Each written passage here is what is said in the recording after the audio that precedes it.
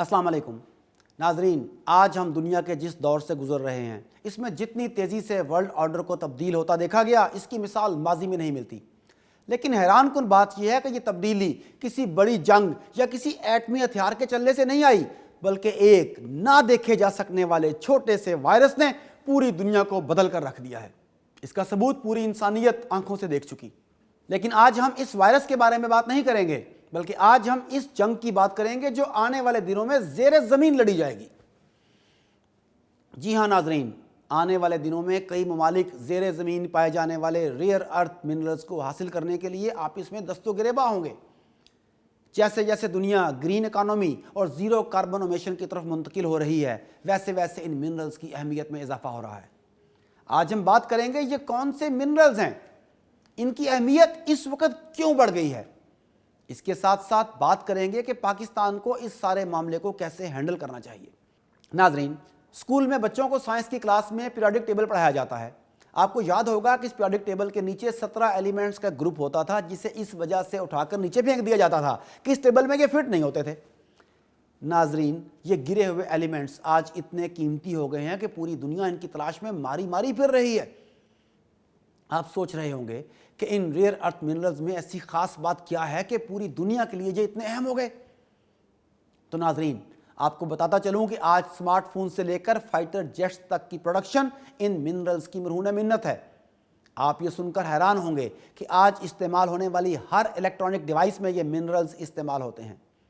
اگر میں آپ کو مختصر بتاؤں تو ایئر کرافٹ اور گائیڈڈ میزائل کو کنٹرول کرنے والی ڈیوائسز، ونڈ ٹربائن اور میگنیٹس، الیکٹرک وہیکل اور rechargeable batteries, camera, earphone, speaker, ان سب کو بنانے کے لیے انہی ارتھ منرلز کی ضرورت ہوتی ہے۔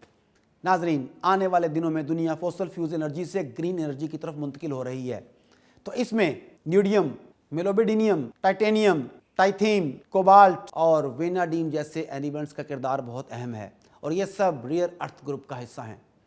یہ سب ارتھ منرلز زمین کی کرسٹ میں پائے جاتے ہیں، اور اگر کوئی ملک ان کی سپلائی چین کو کنٹرول کرتا ہے تو وہ آنے والے دور میں ڈیجیٹل دنیا میں قابض ہو سکتا ہے، ڈیجیٹل دنیا پر، پوری دنیا پر کنٹرول حاصل کر سکتا ہے۔ ناظرین، اب دیکھتے ہیں وہ کون سا ملک ہے جو اس مستقبل کے ہتھیار پر سب سے زیادہ گرفت رکھتا ہے۔ تو ناظرین، وہ ملک کوئی اور نہیں بلکہ چائنا ہے، جو اس وقت ان منرلز کی 80% پروڈکشن کو کنٹرول کرتا ہے۔ پوری دنیا سے یہ منرلز چائنا اپنے ملک میں موجود پروڈکشن سائٹس پر لاتا ہے، جہاں سے پوری دنیا میں ان کی ریفائنڈ فارم کو ایکسپورٹ کیا جاتا ہے۔ چائنا میں موجود پروڈکشن پلانٹس زیادہ تر 3 جگہوں پر بنائی گئی ہیں، جن میں صوبہ اندر منگولیا، جنوبی صوبے جیانجی، گوابنتی، فوجیان اور گوانگون اور صوبہ سیچوان شامل ہیں۔ یہ تمام صوبے چائنا کی 98% total production of rare earth minerals کو پورا کرتے ہیں۔ انہی صوبوں کی فیکٹریوں میں چائنا وہ ساری ڈیوائسز بناتا ہے جو پوری دنیا کو ایکسپورٹ کرتا ہے۔ ناظرین، چائنا میں پروڈیوس ہونے والی ڈیوائسز کا سب سے بڑا خریدار امریکہ ہے، اور چائنا تقریباً اپنی پروڈکشن کا 80% امریکہ کو فروخت کرتا ہے۔ مطلب امریکہ کی ٹیکنالوجی کا سارا دار و مدار چائنا سے امپورٹ پر منحصر ہے۔ سوچیں، اگر چائنا یہ ایکسپورٹ بند کر دے تو امریکہ کا کیا حال ہوگا۔ یہی وجہ ہے کہ امریکہ اور چائنا کے درمیان جاری ٹریڈ وار کے دوران جب امریکہ کی جانب سے چائنا پر مزید پابندیوں کا اندیشہ ظاہر کیا گیا تو چائنا نے اس کے جواب میں ان منرلز کی فروخت پر پابندی لگانے کی دھمکی دی، جس کے نتیجے میں امریکہ مزید پابندیوں سے باز رہا، اور CCP یعنی چائنا کمیونسٹ پارٹی کی جانب سے بارہا اس دھمکی کا کھلے عام اظہار بھی ہوتا رہا ہے۔ یہی وجہ ہے کہ ان منرلز کو چائنا کا خفیہ ہتھیار کہا جاتا ہے، اور کچھ لوگ اس کو چائنا کا ٹرمپ کارڈ کہتے ہیں، اور اسی وجہ سے چائنا ان منرلز کی طاقت کو اپنے سیاسی مفاد کے لیے استعمال کر رہا ہے۔ ناظرین، چائنا نے ان سارے منرلز پر کنٹرول کیسے حاصل کیا؟ یہاں یہ بات واضح رہے کہ ایسا نہیں کہ چائنا میں یہ سارے منرلز کے ذخائر پائے جاتے ہیں، بلکہ ان کی زیادہ مقدار چائنا دوسرے ممالک سے امپورٹ کرتا ہے۔ ان منرلز پر اپنا کنٹرول حاصل کرنے کے لیے چائنا نے ایسے ممالک جن میں یہ منرلز وافر مقدار میں پائے جاتے ہوں ان سے ایسے معاہدات کر رکھے ہیں کہ ساری کی ساری سپلائی چین کے ہاتھ آ جائے۔ مثال کے طور پر ساؤتھ امریکہ میں ایک علاقہ ہے جسے لیتھیم ٹرائنگل کہا جاتا ہے۔ یہ علاقہ 3 ممالک کی حدود میں آتا ہے، اور یہاں لیتھیم بھاری مقدار میں پایا جاتا ہے۔ یہ وہی ایلیمنٹ ہے جو الیکٹرک کار میں استعمال ہونے والی بیٹریز میں استعمال ہوتا ہے۔ تو چائنا نے بھاری انویسٹمنٹ کر کے ان ممالک سے معاہدے کیے اور لیتھیم کی سپلائی چین کو اپنے قبضے میں کیا۔ یہ انہی دنوں کی بات ہے جب امریکہ افغانستان میں خون کی ہولی کھیلنے میں مصروف تھا और चाइना मुस्तकबिल पर अपनी पकड़ मजबूत कर रहा था। नाजरीन, चाइना की सारी स्ट्रेटजी के पीछे सालों की मेहनत शामिल है। चाइना इस बात को बहुत पहले समझ चुका था कि डीजल इंजन या मैकेनिकल इंजन में ये मगरबी ममालिक का मुकाबला नहीं कर सकता।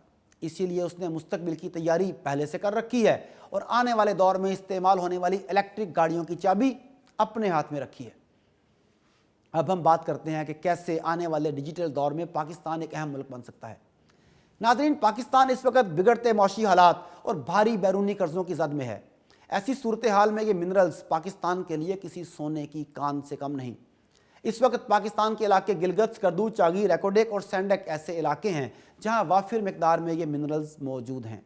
पाकिस्तान के टोटल मिनरल रिजर्व की बात करें तो कमोबेश इनकी मालियत इस वक्त $50 ट्रिलियन के करीब है। अगर पाकिस्तान इन मिनरल्स को मौसर अंदाज में इस्तेमाल करने में कामयाब हो गया तो ये पाकिस्तान के लिए गेम चेंजर साबित हो सकता है। चाइना इन मिनरल्स को प्रोसेस करने की बेहतरीन सलाहियत रखता है और पाकिस्तान अगर समझदारी से काम ले तो चाइना के साथ मौजूदा दोस्ती का फ़ायदा उठाकर इस बदतरीन मौशी बहरान और दुनिया के सूदी चुंगल से निकल सकता है। लेकिन इसके लिए हुक्मरानों का बाशऊर और मुखलिस होना ज़रूरी है। इसीलिए तो कहते हैं, कौन जीता है तेरी जुल्फ़ के सर होने तक।